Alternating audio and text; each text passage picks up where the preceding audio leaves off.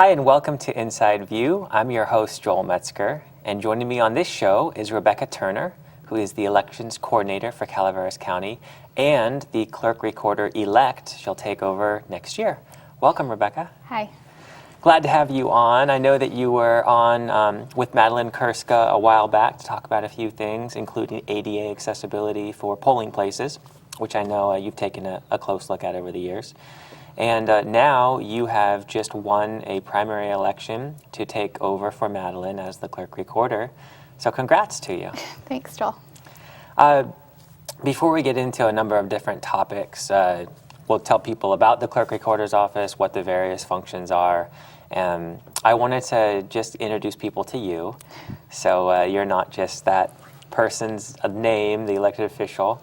So you do have some county history, and were you actually born in the county? I was born here in San Andres at Mark Twain Hospital. And there isn't even a maternity ward here anymore? Not anymore. There was when I was. All right. So you were born here, and you spent the first 7 years of your life in the county, and then you moved. Where did you move to? Spokane, Washington, and I lived there until I was 17, and then I returned to Calaveras. Back to Calaveras, kind of for family. Your grandparents lived here. Yeah, my grandparents lived here. Basically, my whole family lives here somewhere. Okay. So. In fact, your grandpa held a title in Calaveras County as well for a long time. What was he? He did. He was the agricultural commissioner for 25 years. What was his name? Wesley Andall. Wesley Andall. Okay. And then did Jerry Howard take over for him? Yeah, Jerry Howard took over after that. Got it. So deep roots in the history for sure, or in the county. So you were away for a while, came back, graduated from Calaveras, and tell me how you transitioned from high school into the clerk recorder's office. It actually began while you were in high school. I was 17, and I got a phone call that asked if I'd like to be a student intern in the clerk recorder's office, and I said, sure. And it turned out to be a really good job there for me, and I stayed there until I graduated, and then they offered me the position to stay. So. And you can't get away with not telling me the story of your first in-person interview with then clerk recorder Karen Varney. So I had been helping my grandpa that morning in the garden, and I got a phone call asking if I could come in and meet Karen, who was the current clerk recorder. And I was entirely grubby. I mean, I had just jeans on and, like, I don't know, some kind of t-shirt, whatever a high schooler wears. And I went into the office, and I sit down and sit across from her, and she's got this suit on, and she looks so nice. And I'm going, oh my goodness, what am I wearing? And I basically told her, please let me still have this job. I promise I won't dress like this ever again. And she laughed at me and still let me work there. So. And Karen and you worked closely together for a long time. In fact, she kind of was a role model for you, is that right? Yeah, I would say that she was definitely my mentor for a long time. So I looked up to her and respected her for. So, yes. What were some things about Karen that you still remember that you kind of look to? She was just a really great boss. I would say for like a learning experience, especially with me, like being a student coming in, she just really allowed for a good learning environment for me to learn a lot. She let me do things beyond, and probably I did terrible things. I remember when I first went in, I put labels on and I wanted to be so perfect.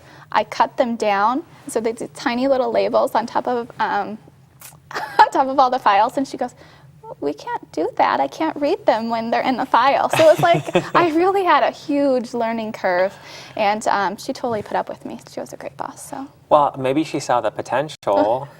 You are now going to be taking over for her, which is pretty cool. In fact, you've mentioned that you have worked pretty much every job all the way through the whole department. I did. I started as a student intern, and then I moved up to just a regular extra hire. I then was promoted to office tech, and I worked for each of the 3 divisions. And in the clerk's office, I did the filings over the counter for marriage licenses, fictitious business names. In the recorder's office, I did the microfilming, so I would sit and take a picture of every single page of every single document for all the recordings in the office and make the fiche to archive.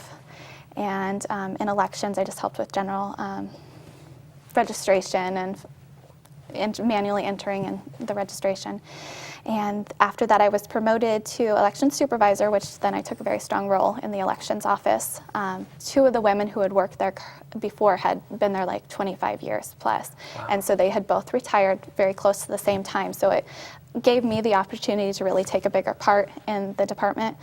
And so then after that, I was promoted to elections coordinator, which is like the lead position in the elections office under the county clerk. And I've been the elections coordinator since. How many years have you been the coordinator? The coordinator, I was promoted in July of 2010. Okay, so yeah, so around 4 years now. Then. I was hoping that you could just tell me when you were in high school and you were thinking, what do I want to do with my life? Did working for the clerk recorder's office even cross your mind before you got this random phone call? No. Okay. So I pretty much worked there the entire senior year as the student intern, and I just did a lot of different tasks as far as I would scan documents for them and proof documents that had already been like filmed. So I would sit in front of a screen and just check like that the documents were all there in the right numerical order. So for like hours, I would just stare at the screen with documents rolling by. You thought, this is what I want to do. So it definitely was not what I thought I wanted to do. But I just kind of hung out there. I wasn't sure. I wasn't ready to go to school yet. I just moved back to the county, so I didn't think I was ready to go off on some college venture, and stuck with the recorder's office, and it definitely wasn't at the time my career path. But then I like watched Karen, and she was a great boss, and like her interactions and different things she did, and I thought, well, I might want to do that someday. And then I don't think it was till far after my senior year that I decided that maybe someday I'd like to run for county clerk. Sure. I mean, like with the newspaper, when I first was a reporter, I really didn't think I want to be editor someday. I was just like, well, this is an interesting job for now. So I can see how that transition kind of happens. Working in the recorder's office, it started giving more interest in like real estate. So I took a real estate course for a little while and thought, oh, maybe I'll be a real estate agent. And then I actually went and like took the course and talked to people. I was like, no, definitely not for me. So I'm not really a people person, so I'm not sure. Now I'm in an elected position, so there you go. Well, now you're going to become more of a people person Yeah. for sure. All right, so you've worked all the way through. You've really experienced it, but when you got to the point where you had the opportunity to maybe run, I mean, I know that is kind of a watershed moment for most people. It's like, what am I going to do here? This is the direction of my life, and I know that running for public office, as you know so well, being the elections coordinator, it's not an easy thing to do, especially when you have a bunch of opponents. So when you were first just toying with the idea, what were you thinking? I think I planned back probably when I was about 22. I thought, you know what? I picked an age that I was like, that would probably be appropriate age to run for office. It's something I'd really like to do. And even if I lost, it would be an awesome experience to say that I ran for this office at one point. And it's like so I think I just kind of decided one time, after Karen retired, I thought, well, I'm definitely not ready to run now. But it's definitely something I want to do in the future. So the next time somebody retires, I'm going to do it. I'll be in the position, and I'm already pretty much as far as I can go in my current position. So it was the next step for me. And there was some like going back and forth because I am a mom and I was thinking about my family, and it's like, is that really what you want to do, be in the public's eye? And at times it was rough, but I think all along I had this goal, and it was like, no, I'm going to do this no matter what, if nothing else, to prove something to myself that like, yeah, I can get out there, I can do that, I can. So I think no matter what, even when I was in limbo about whether I should really do it, ultimately I knew I was going to, because what else? Like, this is what I'm set to do. This is my path. This is my goal. So. Yeah, and I totally empathize with that. Man, I want to be true to my family, and and same with me. That's what comes first, and yet you also have this great opportunity. Did you think you might run unopposed, or were you thinking I'm probably going to be facing off with some people? I thought for sure, because when Madeline ran, there were 6 candidates in that race. So I was totally preparing myself that there was going to be 6 candidates. I'm totally going to have to fight for this, and I'm really going to have to get out there and explain to everyone why I'm the best candidate, which was hard for me, because I know even in job interviews, I think I've sat there with like staring at him dumbly with my tongue hanging out. So I thought, how in the world am I ever going to get through this campaign process and prove to everybody that I'm the best candidate? And then the filing day, March 12th, 5 o'clock, nobody filed. And I thought, you gotta be. I was like literally in awe. I never thought that it was possible that nobody would run against me. So Wow. was not prepared. I was not prepared for that at all. And yet, it must have been in some ways a wonderful surprise.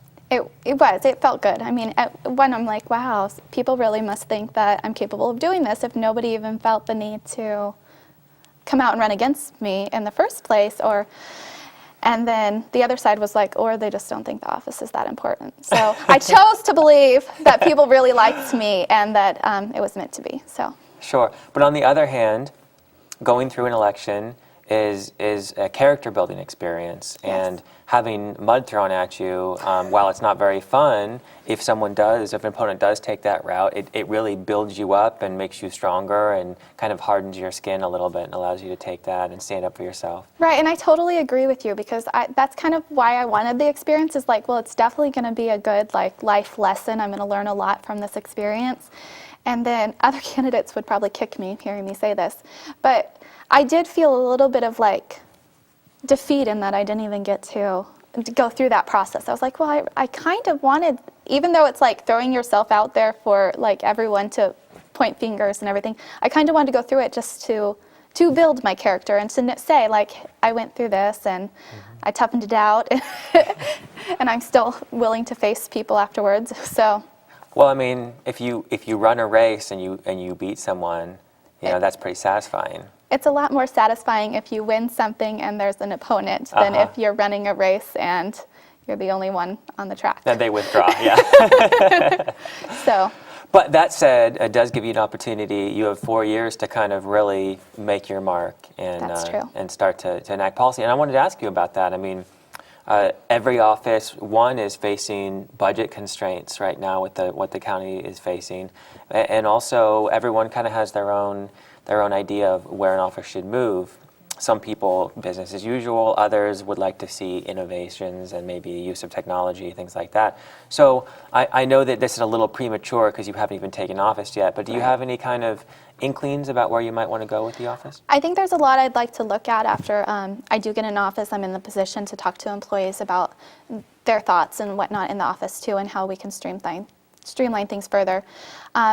I mean, overall, my goal is to run the office as efficiently as possible without like taking anything away from the public and still offering the same level of customer service, because that's why government is there. We're there to help customers, to help the public.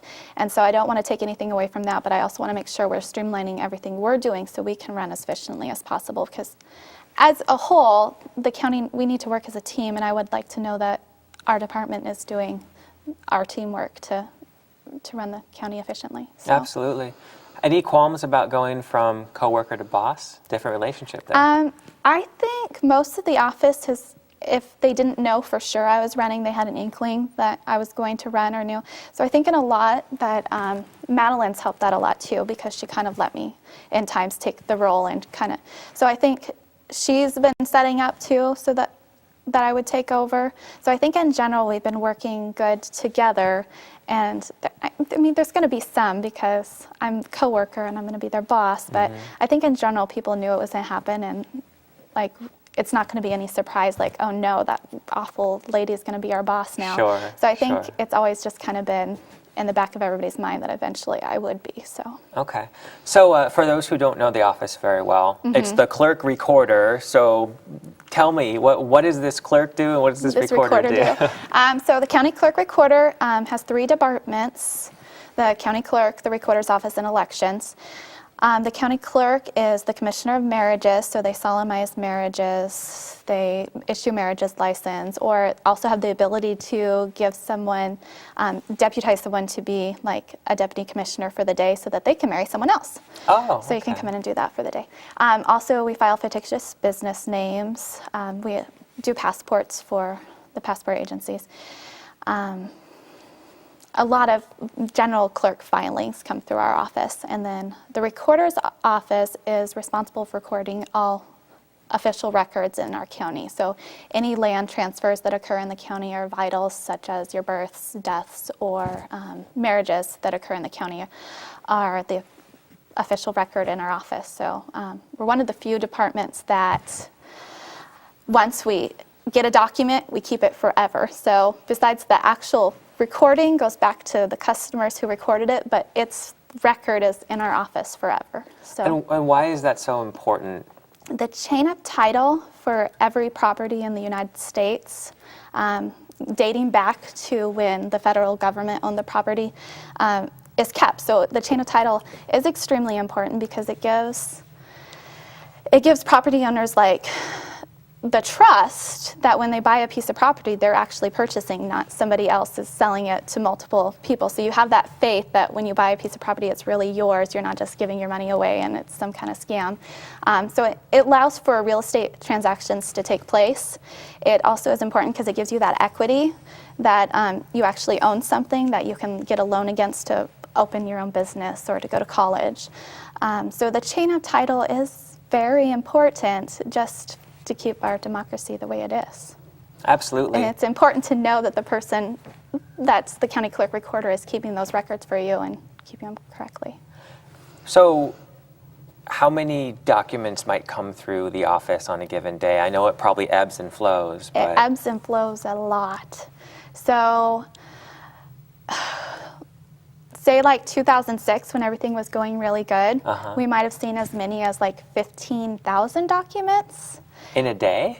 Not a day, a year. So in a year, an entire year. A day we could see anything from like 25 to 100 documents probably in an average day. Okay. But so 15,000 documents a year, whereas now where it's on a slower pace, we're looking at more like 1,500 a year. Oh, wow. Okay. And is So- that mainly the land transfer? Is that what you're seeing shrink down, or It business? depends. There's multiple documents. So you have land transfers, like where it's a private party is buying from another private party, Okay. or foreclosures, which will include several documents. Because so there's like your grant deeds, trusts, homesteads are recorded there, mechanics lien. So if you're if somebody leaning something against somebody because they owe you money.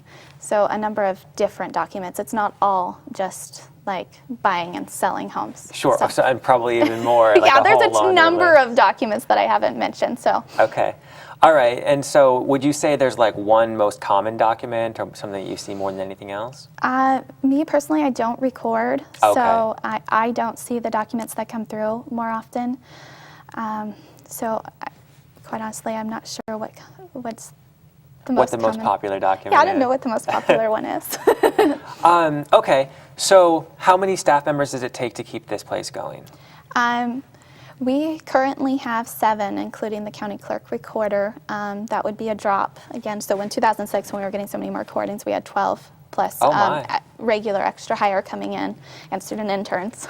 And now we have 7 employees in our office. So When you take over for Madeline, are you going to replace yourself, or is that going to be cut? that's a good question because it's kind of like how can we still manage where it's a really important position that does a lot of things. I would like to take a lot of what I do now and keep it and move with it so it's not burdening the office in general if we have to cut. So it is a good question that I'm still kind of working with how we're going to transform the office because I don't know that my position will exist. We might put in a different position or something Okay. else. So it's And I had just read in the recent budget, in the enterprise actually, that a technician might also be cut from your office? so we had 2 retirements Okay. about 4 months ago, and instead of hiring them back when we knew budget cuts were coming, we just didn't fill one of the positions. Okay. So yeah, a position was cut, but it wasn't an actual person cut. Thank goodness, Yeah. because that's never fun. yeah. I mean, so gosh. we got lucky, but we also kind of planned for it, so it Okay. did work out well for us. So, but I mean, looking forward, do you think you can make it work?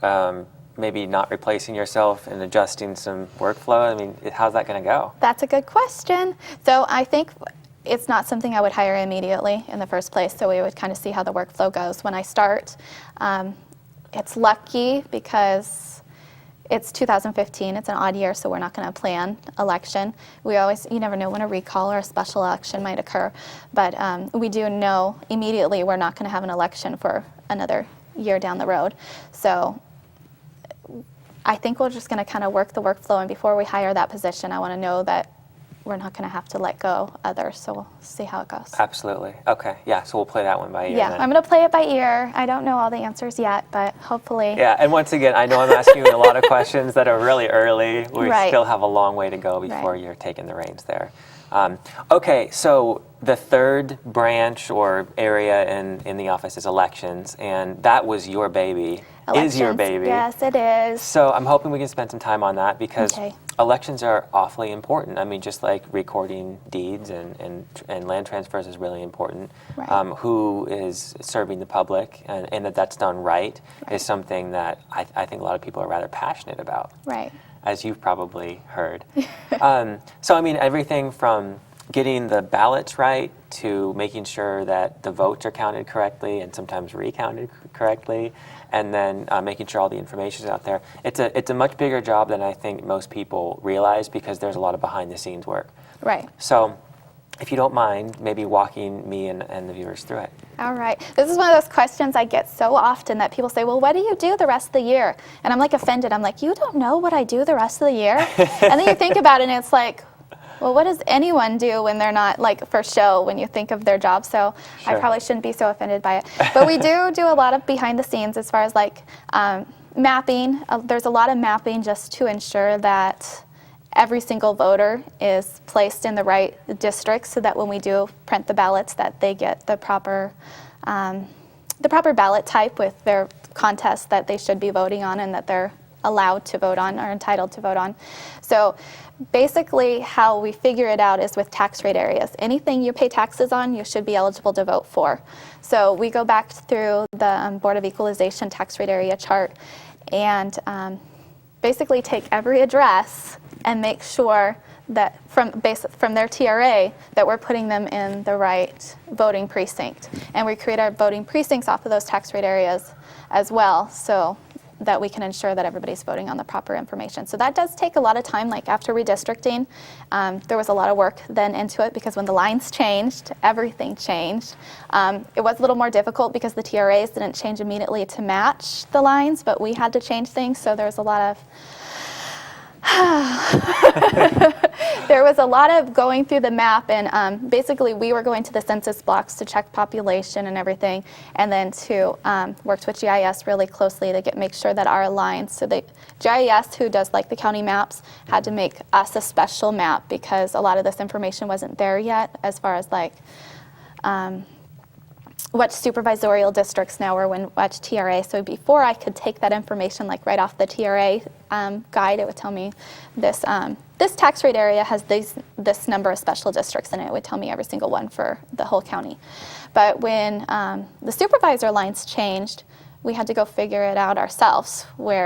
So we would put one layer of the map of like the supervisorial districts down, and then another layer showing the population within the county, and then another layer showing like each of the special districts, and kind of lining it up and drawing the precincts out, hoping that when we were done, we'd have an even number of voters in each precinct, because we don't know that until the data actually gets put into the system. So definitely take some time, detail-oriented, Exactly. and you might not necessarily get it right the first try. You might have to kind of go back and refine, but it sounds like with that method you did pretty well. We did pretty good, yeah. Yeah. Real quick, I wanted you to go over kind of just how an election works. So we have a time that Okay. candidates kind of register, and then primary and general. How does that go? Okay, so the filing process, like say for this upcoming election in November, is going to be coming up now. So July 14th is the first day and August 8th is the last. And to prepare for that, right now we're baking a lot of manuals for the election. And every election, the manuals kind of get updated. So from the primary to the general election, there's a lot of different rules that we have to follow, or different laws depending on what kind of election is. When there's a primary and the general election, there's the voter-nominated rules we have to follow. So we need to make instructions for those. And then we also have the nonpartisan on the ballot as well. So there's like, everybody has their own sets of rules. And then special districts come into play for November, so we need to make sure the rules now apply to special districts in the City of Angels. And nobody has the same set of documents they need to fill out as a candidate or for each of those different. So we work on the guides ahead of time and make sure that's prepared. The documents are all prepared for filing. So right now we're proofing the special districts that everybody, all the voters are in their right precincts so that they're getting the right information, and putting that out there so that when the candidates come in, we can then file their documents. So it starts pretty early on, and then after the filing period closes, we have to start ballot coding and creating the ballot types. So as those candidates are out there campaigning away and trying to convince people to vote for them. And one thing I wanted to make sure you got credit for was the consolidation of special districts into kind of the general election cycle. That's kind of your idea, and you did a lot of legwork on that, and that's going to save significant money, I believe? It should save significant money for the special districts, but also for the county, because we're not holding those 2 elections in the odd years anymore, so it gives us time to work on other projects that we might have had to bring extra hire in for.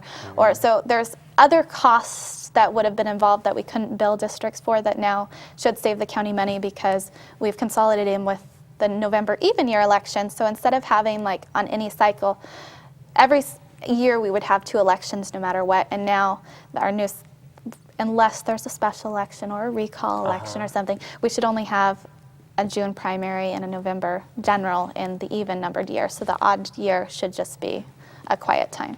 And kind of looking toward the general, in the primary, if someone got 50% plus 1 in most races, and there's an exception to that, then they won it outright. However, if you didn't get that 50% plus 1, like with supervisors and judges, then the 2 top vote getters go into a runoff to the general.